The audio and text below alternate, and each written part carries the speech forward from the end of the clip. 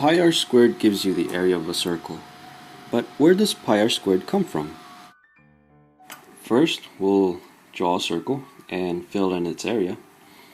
Next, we will divide it into large equal parts and arrange them in a rectangular formation. As you can see, it barely resembles a rectangle. So next, we will divide the circle into small equal pieces, and we will arrange them in the same manner. You can see that it appears more like a rectangle.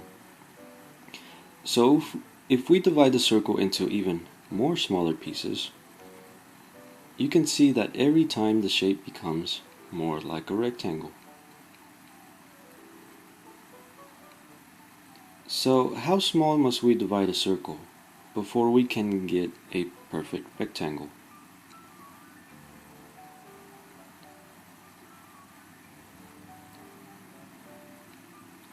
Well, we can keep on dividing the circle into small, smaller, or the smallest pieces you can make.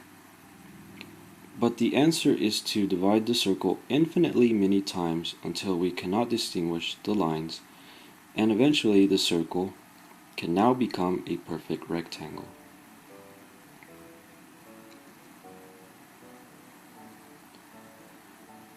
So, the area of the circle is equal to the area of the rectangle, which is equal to base times height.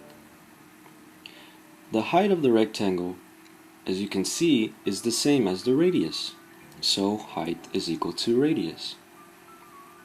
To find the base, we need to look at the circumference of the circle. And when we compare the base and the circumference, we can see that the base is equal to 1/2 the circumference. Remember that the circumference is equal to 2 pi r. When we combine it with 1/2, the 2's cancel out, and base is equal to pi r. So now base times height becomes pi r times r. Combine the r's together and we have pi r squared, which is equal to the area of the rectangle, which is equal to the area of the circle.